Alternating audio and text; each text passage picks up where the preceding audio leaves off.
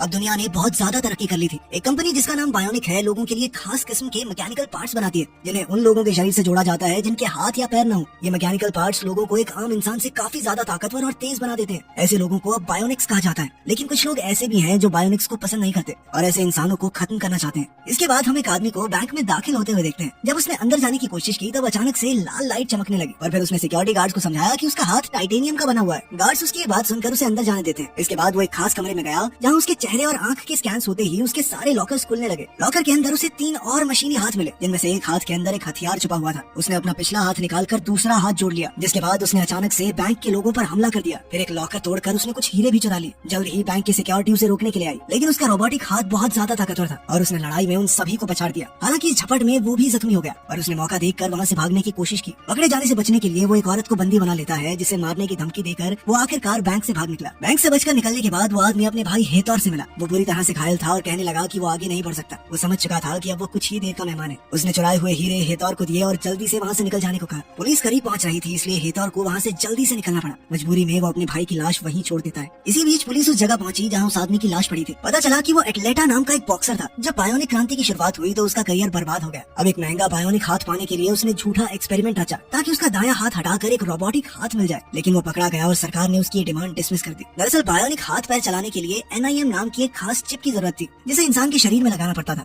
एटलेटा ने एक मरे हुए अपाहिज खिलाड़ी के शरीर से वो NIM चिप हासिल कर ली और अब वही चिप एटलेटा के सर के अंदर थी। वहीं दूसरी ओर एटलेटा का भाई है तो और एक बॉक्सिंग अकेडमी में पहुंचा। उसने अपने चुराए हुए हीरे अपने दोस्तों को दे दिए। इसके बाद एक तेज दिमाग वाला लड़का गुस्तावो जिसे लोग अंकल हार्ट भी कहते हैं वहाँ आया। हेतौर ने गुस्तावो से पूछा कि आखिर वो उनके साथ क्यों जुड़ना चाहता है, जिस पर गुस्तावो ने जवाब दिया कि वो मौजूदा हालातों से तंग आ चुका है और कुछ बदलना चाहता है। इसके बाद गुस्तावो ने हीरो की जांच की और हेतौर को उनकी क्वालिटी के बारे में बताया। उसने अंदाजा लगाया कि उन्हें कम से कम $500 मिलियन तो मिल जाएंगे लेकिन जो हैकर्स उनकी मदद कर रहे हैं वो तो $1 मिलियन मांग रहे थे। हेतौर को इसकी ज्यादा चिंता नहीं थी। वो कहने लगा कि वो खुद बायोनिक हाथ पैर बना सकता है जैसा कि उसने अपने भाई एटलेटा के लिए बनाया था, अगर इस बार एक अलग तरीके से बनाएगा। उन्हें अब किसी और के सहारे की जरूरत नहीं होगी। गुस्तावो ने बताया कि वो किसी को जानता है जो उसकी मदद कर सकता है। इसके बाद वो दोनों मिलकर गुस्तावो की बहन मारिया से मिलने एक सुनसान स्टेडियम में गए। वो एक लॉन्ग जंप प्लेयर थी जो वर्ल्ड चैंपियन बनना चाहती थी। उसकी माँ भी इस गेम की चैंपियन रह चुकी है। बचपन से ही मारिया इसके लिए ट्रेनिंग कर रही थी ताकि वो एक दिन अपनी माँ का रिकॉर्ड तोड़ सके। लेकिन फिर मारिया की बहन गैबी ने एक रोबोटिक दायां पैर लगवा लिया और उनकी माँ के रिकॉर्ड को बड़ी ही आसानी से तोड़ दिया। इतना लंबा कूदना किसी नॉर्मल इंसान के बस की बात थी ही नहीं। गैबी की पावर से इंप्रेस होकर लोग बायोनिक प्रोस्थेटिक्स लगवाने लगे थे जिससे उनकी ताकत और रफ्तार बेहिसाब बढ़ जाए। लेकिन अब मारिया जैसे नॉर्मल खिलाड़ियों को लोग ज्यादा तवज्जो नहीं देते थे। खैर वर्तमान समय में गुस्तावो ने अपनी बहन को उनके प्लान के बारे में बताया और मारिया कहने लगी कि वो उनसे बाद में बात करेगी। इसके बाद हम बायोना कंपनी को देखते हैं जिसे डारियो और रिकार्डो चलाते थे। असल में रिकार्डो गैबी और मारिया का बाप है। दुनिया भर में बायोनिक्स की डिमांड आसमान छू रही थी। पहले तो ये प्रोजेक्ट सिर्फ जंग में घायल हुए फौजियों की मदद करने के लिए बनाया गया था लेकिन अब इसका इस्तेमाल खेल कूद में भी हो रहा है। जल्द ही NIM चिप की अपडेट के बाद उनके बनाए हुए रोबोटिक हाथ पैरों की ताकत और रफ्तार 30% और बढ़ जाएगी। डारियो, रिकार्डो और वोंडा जो कि गैबी की मैनेजर है इस अपडेट के बारे में चर्चा कर रहे थे। वो खुश हैं कि इस अपडेट के बाद गैबी और ज्यादा तेज और ताकतवर हो जाएगी। इससे वो नए नए रिकॉर्ड्स बनाएगी जिससे उनके रोबोटिक हाथ पैरों की डिमांड दुनिया में और बढ़ जाएगी। इस दौरान मारिया हेतौर से मिलने आई जो खिलाड़ियों को जूस बांट रहा था। मारिया से बातचीत के दौरान उसने अपने भाई की कहानी बताई। बायोनिक्स के आविष्कार से पहले उसका भाई बॉक्सिंग चैंपियन था लेकिन प्रोस्थेटिक्स के आने के बाद आम खिलाड़ियों के लिए सब कुछ बहुत मुश्किल हो गया था। मुश्किल नहीं नामुमकिन कहो, मारिया ने जवाब दिया। उसने बताया कि उसे कई सारे इंजेक्शंस लेने पड़ते हैं ताकि वो बायोनिक एथलीट्स का सिर्फ मुकाबला कर सके। उनसे जीतना तो बहुत दूर की बात है। हेतौर ने सुझाव दिया कि तो फिर तुम भी बायोनिक क्यों नहीं बन जाते। उसे यकीन था कि तब वो सबसे बेहतर जरूर बनेगी, कोई नहीं हरा पाएगा उसे। उस रात मारिया ने एक ऐड देखी जिसमें उसकी बहन गैबी थी। ये देखकर उसे जलन महसूस हुई क्योंकि गैबी ने ये सब मेहनत से नहीं बल्कि अपनी रोबोटिक टांग से किया था। जब वो घर लौटी तो उसने देखा कि उसके पिता रिकार्डो और गैबी एक पार्टी रख के बैठे थे जिसमें गैबी की सफलता का जश्न मनाया जा रहा था। जब गैबी ने मारिया से बातचीत करनी चाहिए तो उनमें छोटी सी बहस छिड़ गई। गैबी कहने लगी कि मारिया हमेशा से उससे जलन महसूस करती है, जिस पर मारिया ने तीखा जवाब दिया कि अगर पापा नहीं होते ना तो तू पहले की तरह रगड़े खाई होती मेरे सामने। लेकिन गैबी इस बात पर अड़ी रही कि अब मैं तुझसे आगे निकल रही हूँ ना तो तुझसे सहन नहीं हो रहा। रिकार्डो ने बीच बचाव करने की कोशिश की मगर मारिया के अंदर का गुस्सा फूट पड़ा। वो सबके सामने बोल पड़ी कि दुनिया कितनी बदल गई है। बायोनिक खिलाड़ी अब उनसे 2 गुना दूर कूदने लगे तो कोई आम खिलाड़ियों को क्यों देखेगा। पहले खिलाड़ी मेहनत से बनते थे, अब नकली टांग से बनते हैं। ये कहकर मारिया पार्टी से निकल गई और उसकी बातें सुनकर सब हक्के बक्के रह गए। उस रात मारिया ने एक इटालियन गाना चलाया जो उसकी माँ अक्सर उसके लिए गाया करती थी और अपनी बाइक लेकर पूरी रफ्तार में निकल गई। अचानक उसका एक्सीडेंट हो गया जिसके बाद उसे अस्पताल ले जाया गया। उसकी आंखों के सामने अंधेरा छाने लगा। जब वो होश में आई तो उसने देखा कि हेतौर सामने खड़ा था और उसके परिवार के लोग उसके इर्द गिर्द मौजूद थे। जब उसे पता चला कि उसका दायां पैर काट दिया गया है तो मारिया फूट फूट कर रोने लगी। डॉक्टर्स ने उसे एक इंजेक्शन देकर जैसे तैसे शांत किया। इसी बीच पुलिस वाले हेतौर और उसके लोगों की जांच कर रहे हैं क्योंकि उन पर शक था कि वो लोग खिलाड़ियों को बायोनिक बनाने के लिए जानबूझकर उनके हाथ पैर कटवाते हैं। जल्द ही मारिया को हेतौर का मैसेज मिला जिसमें उसने पूछा था कि मेरा भेजा हुआ गिफ्ट मिला या नहीं। इस बीच मारिया थोड़ा लड़खड़ा गई तो गैबी ने उसे सहारा दिया और बिना क्रच के चलने के लिए उत्साहित किया। मारिया एक बार को गिर गई पर हिम्मत करके फिर से खड़ी हो गई। फिर गैबी ने उसे हेतौर का दिया हुआ गिफ्ट पकड़ा जिसमें गुड़िया थी जिसकी एक टांग पर बायोनिक प्रोस्थेटिक्स लगे हुए थे। ये एक इशारा था कि हेतौर मारिया को बायोनिक प्रोस्थेटिक्स देना चाहता है, जिसे देखकर वो खुश हो गई। जल्द ही वो एनआईएम चिप मारिया के सर में लगा दी गई। डॉक्टर डारियो ने खुद उसका इलाज किया और सब कुछ एकदम बढ़िया तरीके से हुआ। इसके बाद मारिया को एक नया मशीनी पैर लगाया गया। मारिया खुशी से झूम उठी, क्योंकि अब वो सब कुछ दोबारा से कर सकती थी जो वो पहले करती थी, बल्कि अगर वो चाहे तो बेहतर भी कर सकती है। जल्द ही उसने फुल स्पीड में भागकर दूर तक जंप लगा दी। वो अचानक जमीन पर गिर पड़ी, जिसके बाद डॉक्टर डारिया ने उसे समझाया कि उसके एनर्जी लेवल अभी कम है और अगर कभी भी उसका लेवल 0 आया तो वो कोमा में चली जाएगी। अपने आप को फुल चार्ज करने के लिए उसे कम से कम 12 घंटे सोना होगा।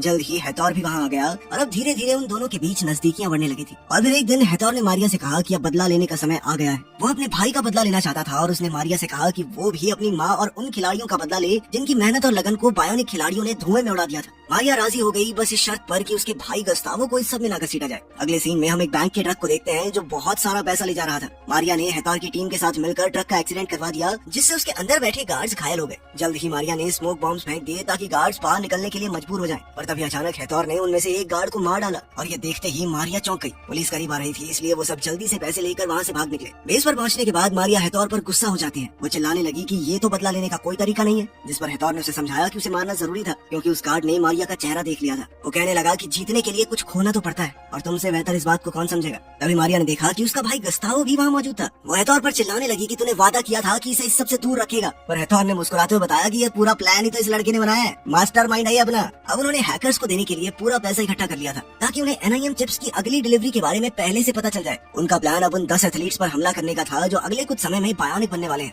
अब मारिया को ये सब ठीक नहीं लग रहा था और वो गस्तावो को लेकर वहाँ से निकलना चाहती थी, लेकिन गस्तावो कहने लगा कि ये तो सिर्फ शुरुआत है और वो तो यहीं रहकर इस सिस्टम से लड़ना चाहता है। उसकी ये बातें सुनकर मारिया वहाँ से चली गई। जल्द ही पुलिस ट्रक वाली जगह पर पहुंची और बचे हुए गार्ड से पूछताछ के दौरान उन्हें पता चला कि हमलावरों में से एक के पास बायोनिक पैर था। इससे पुलिस को शक हो गया कि शायद मारिया भी इस सब में शामिल है, लेकिन लेडी ऑफिसर अब भी यही सोच रही थी कि हमलावर कैमरा के सामने आने का रिस्क क्यों लेंगे। इसके बाद उन्होंने मारिया के एक्सीडेंट की फुटेज एक बार फिर से चेक की। इधर मारिया सोच में पड़ी हुई थी कि आखिर उसकी जिंदगी में ये सब क्या चल रहा है। अगली सुबह उसकी बहन गैबी उसके पास आई और उसके बायोनिक पैर को देखकर पूछा कि सब सही है ना। तभी उनके पिता रिकार्डो वहाँ आकर कहने लगे कि इस बार के कंपटीशन में उनके घर से 2 बायोनिक एथलीट्स हिस्सा लेंगे, मारिया और गैबी। उन्होंने बताया कि बायोना कंपनी मारिया को स्पॉन्सर करने के लिए तैयार है। ये सुनकर मारिया तो बहुत खुश हुई, पर गैबी इतनी खुश नहीं दिख रही थी। दूसरी तरफ स्टेडियम में एक पुलिस वाला गुस्तावो से बात करने आया और उसके हाथ पर हेथोर का टैटू देखकर वो चौंक गया। वहीं दूसरी ओर मारिया और गैबी के बीच ट्रेनिंग के दौरान तनाव और बढ़ने लगा। पुलिस वाले ने बीच में आने की कोशिश की, पर मारिया ने अपने बायोनिक पैर से उस पर वार करके उसे जमीन पर गिरा दिया। इसके बाद उन्होंने ऑफिसर से पूछा कि क्या उन्होंने उसका एक्सीडेंट करके भागने वाले इंसान को पकड़ लिया, और ऑफिसर ने कहा नहीं।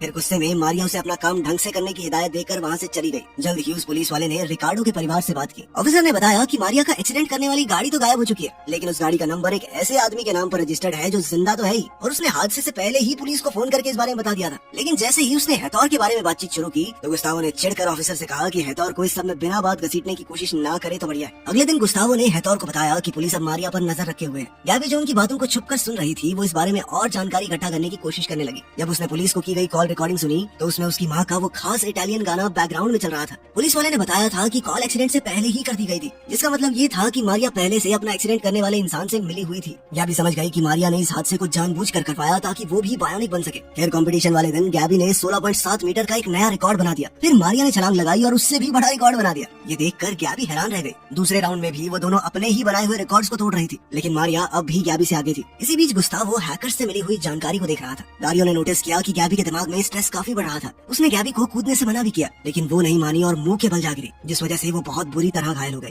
मारिया कंपटीशन तो जीत गई, मगर हो सकता है कि गैबी कभी दोबारा कंपटीशन खेल ही ना पाए। इसके बाद मारिया गुस्से में अपने पिता रिकार्डो पर चिल्लाने लगी, या आपने इतना कंपटीशन क्यों डाल दिया हम दोनों बहनों में? बचपन से बस एक दूसरे का मुकाबला ही करती रही हम, और आज देखो क्या हो गया। इस पर रिकार्डो ने कहा कि उसने जो भी किया अपनी दोनों बेटियों के भविष्य के लिए किया। जब गैबी होश में आई तो मारिया उसके पास ही मौजूद थी। गैबी ने कहा कि वो सब जानती है कि मारिया ने जानबूझकर वो हादसा करवाया ताकि वो बायोनिक बन सके। वहीं दूसरी ओर हेथोर अब एनआईएम की डिलीवरी के बारे में जान गया था और उसने मारिया से कहा कि आखिरकार अब वो दुनिया को बदल ही डालेंगे, और मारिया ने उसका साथ देने से इनकार कर दिया। हेथोर ने गुस्से में उसे याद दिलाया कि तू मेरे एहसानों के नीचे न दबी हुई है, समझी? उसने ही मारिया को एक बायोनिक पैर और स्पॉन्सर्स दिलवाए थे, जिसके दम पर आज उसने ये वर्ल्ड रिकॉर्ड बनाया है। ये सुनकर मारिया गुस्से में वहाँ से चली गई। इसके बाद हम देखते हैं कि हेथोर के चाचा और गुस्तावो ने चुपके से मारिया के जूस में कुछ डाल दिया, जिससे वो चल नहीं पा रही थी। हेथोर के चाचा ने फिर गैबी को किडनैप कर लिया और रिकार्डो को बहुत मारा। मारिया सब कुछ देख रही थी पर कुछ नहीं कर सकी। गुस्तावो हेथोर पर चिल्लाने लगा कि वो ये सब क्या कर रहा है, पर हेथोर ने उसे शांत करके अपने ऊपर भरोसा रखने को कहा। फिर उसने मारिया को धमकी देते हुए कहा कि अगर वो अपने परिवार की सलामती चाहती है तो अंत तक उसका साथ देना होगा, फिर चाहे कुछ भी हो जाए। इसके बाद हेथोर ने अपना प्लान बताया। मारिया को एक बिल्डिंग से एकदम सटीक जंप लगाते हुए बायोनिक बिल्डिंग में घुसना होगा। फिर उसे एक ब्रीफकेस चुराना है जिसमें वो खास चिप्स मौजूद थी।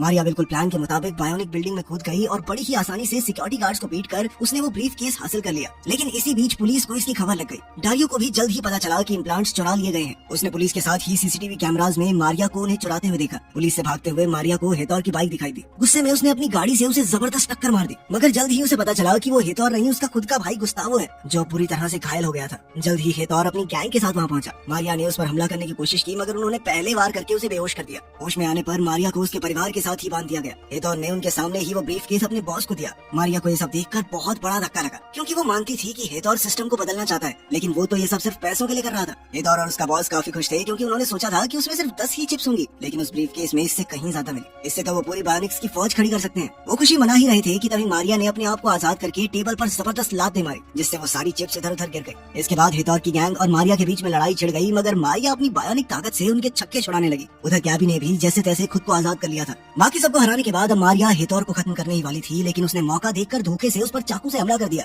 फिर उसने गैबी को भी मारने की कोशिश की, लेकिन इससे मारिया को बहुत गुस्सा आया और उसने उठकर हेतौर को खत्म ही कर दिया। पर तभी पुलिस भी वहाँ पहुँच गई। मारिया ने सरेंडर करने की बजाय भागना सही समझा और पुलिस से भागते हुए उसकी रोबोटिक टांग तारों के जाल में फंस गई। एक ऑफिसर ने उसे सरेंडर करने को कहा, पर मारिया ने वहाँ से निकलने के लिए अपने बायोनिक पैर को ही खोल दिया, जिससे वो सीधा नीचे जाके वो बुरी तरह से जख्मी हो गई थी। उधर गैबी एक टांग पर चल के पास में ही खड़ी एक कार में घुसी और अपनी बहन को पुलिस के चंगुल से बचा कर ले गई। आज पहली बार दोनों बहनों ने एक दूसरे के लिए प्यार महसूस किया था। इधर डारियो को गुस्तावो बहुत बुरी हालत में मिला, लेकिन वो अभी भी जिंदा था। लगभग 6 महीने बाद पुलिस अब भी दोनों भाइयों को ढूंढ रही थी। वो दोनों अब एक अनजान जगह पर अपाहिज बच्चों के लिए एक स्कूल चला रही थी। डारियो ने वहाँ आकर उनके काम की तारीफ की और पूछा कि सबके लिए पैसे कहाँ से आए। इसके बाद हम दोनों बहनों को हेतौर के बॉस से मिलते हुए देखते हैं। उन्होंने उसे समझाया कि बायोनिक्स की फौज की जरूरत नहीं है तुझे, उसकी सिक्योरिटी के लिए वो 3 ही काफी हैं। इस पर बॉस ने पूछा कि 3 कौन? उसके ये कहते ही लगभग पूरी तरह से बायोनिक बन चुका गुस्तावो गाड़ी से बाहर आया। बॉस ने उसकी पावर टेस्ट करने के लिए अपने गुंडों को उस पर हमला करने को कहा, लेकिन गुस्तावो ने बड़ी ही आसानी से पहले गुंडे को पीट कर उसकी आयरन रॉड से दूसरे गुंडे की चलाई गोली इस तरह से मारी कि वो बॉस की टोपी को छेदते हुए गई। बॉस उनकी काबिलियत देखकर इम्प्रेस हो गया और उसने डील पक्की कर दी।